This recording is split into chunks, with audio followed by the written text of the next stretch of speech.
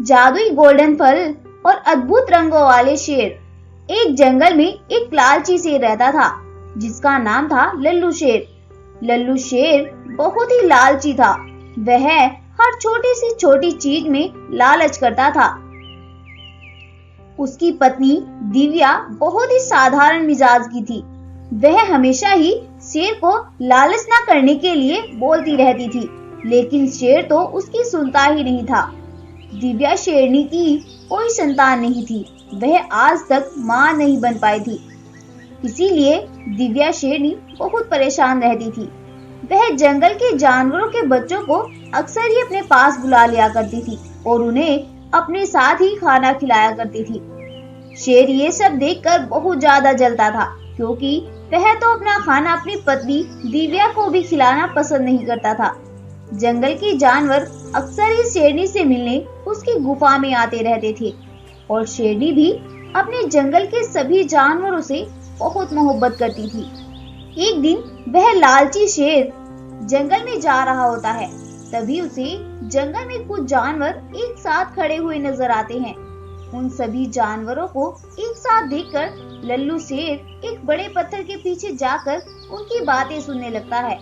तभी एक गाय बोलती है, अरे भाइयों, क्या तुम जानते हो, हमारे जंगल से कुछ दूरी पर एक ऐसा जंगल है जिसके अंदर बहुत ही अद्भुत रंग के शेर रहते हैं और उनके पास बहुत सी शक्तियां हैं। वो सभी शेर बहुत ही शक्तिशाली हैं और अगर उनके पास कोई अपनी समस्या लेकर जाए तो वो उन्हें भी बहुत सी शक्तियां दे देते हैं। तभी भालू बोलता है, अच्छा गाय बहन, क्या तुम सच कह रही हो? हाँ भालू भाई, मैं सच बोल रही हूँ। एक दिन मैं भी उस जंगल में धोखे से चली गई थी।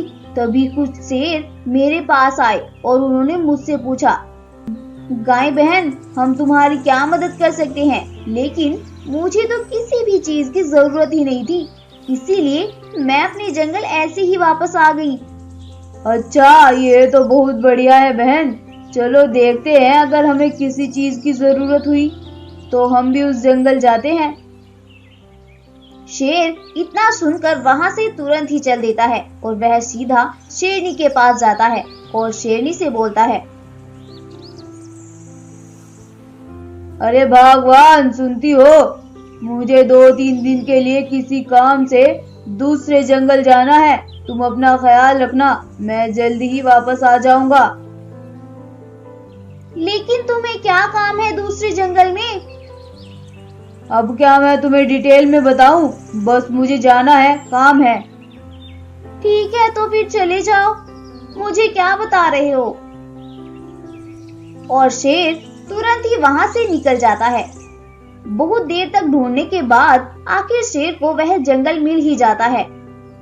शेर उस जंगल में जाता है और वहां देखता है कि वहां तो बहुत से अद्भुत रंगों वाले शेर हैं और उनके पास बहुत सी शक्तियां भी हैं। अरे यार, ये कितने अद्भुत रंग वाले शेर हैं। अगर इतनी शक्तियां मेरे पास होती तो मैं तो कुछ भी कर सकता था। चलो भाई, आगे चलकर देखता हूँ कि इस जंगल का राजा कौन है।